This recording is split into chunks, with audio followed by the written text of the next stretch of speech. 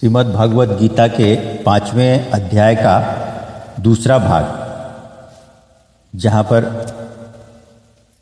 हम लोग रुक गए थे, उसके बाद से अब हम लोग श्रवण करेंगे। हे अर्जुन,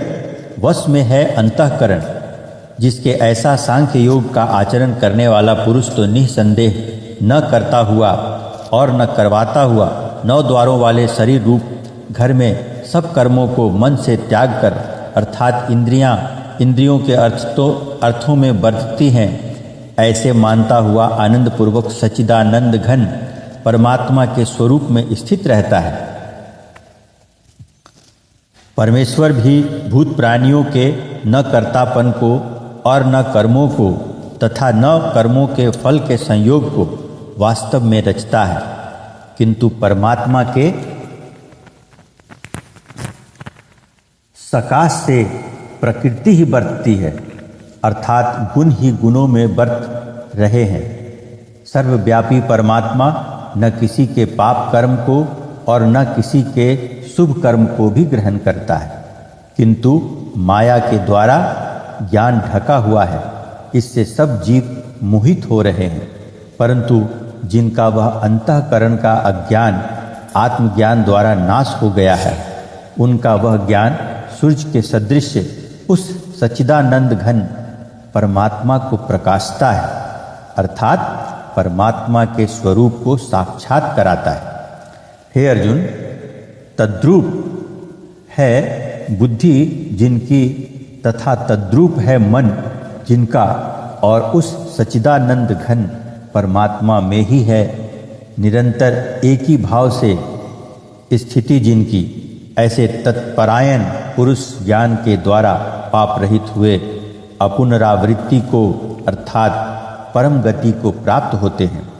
ऐसे वे ज्ञानी जन विद्या और विनय युक्त ब्राह्मण में तथा गौ, हाथी, कुत्ते और चांडाल में भी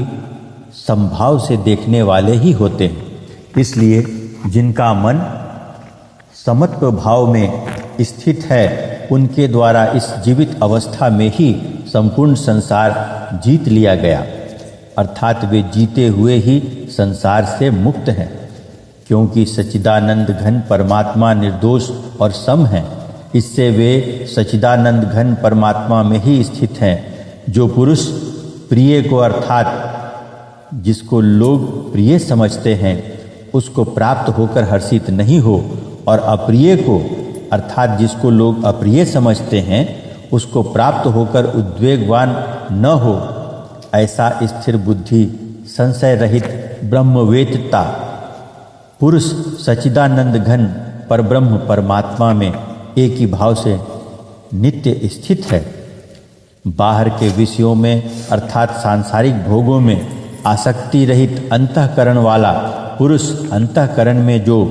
भगवत ध्यान जनित आनंद है, उसको प्राप्त होता है, और वह पुरुष सच्चिदानंद घन परब्रह्म परमात्मा रूप योग में एक ही भाव से स्थित हुआ अक्षय आनंद को अनुभव करता है। जो यह इंद्रिय तथा विषयों के संयोग से उत्पन्न होने वाले सब भोग हैं, वे यद्यपि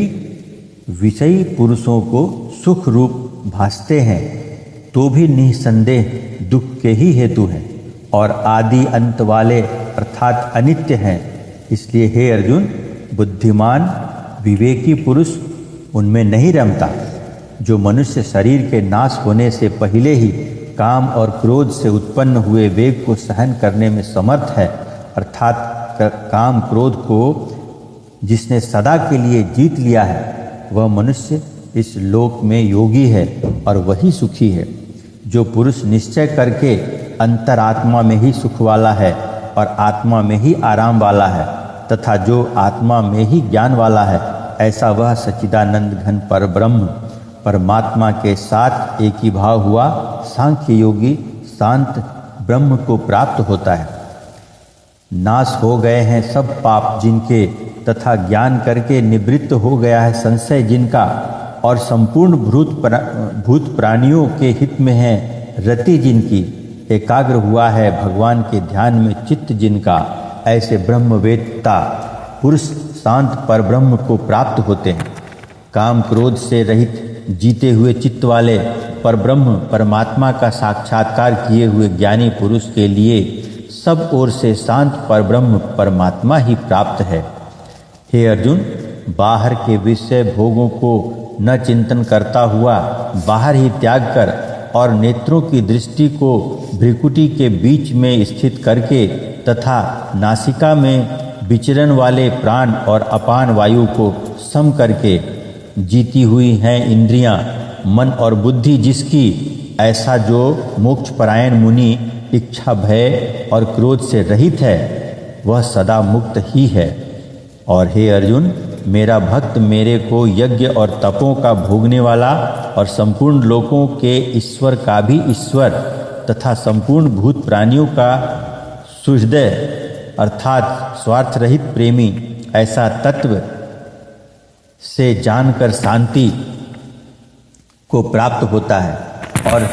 सच्चिदानंद घन परिपूर्ण शांत ब्रह्म के सिवा उसकी दृष्टि में और कुछ भी नहीं रहता, केवल वासुदेव ही वासुदेव रह जाता है। इस प्रकार 5वां अध्याय समाप्त हुआ। इसके बाद हम लोग 6ठे अध्याय को पढ़ेंगे, सुनेंगे।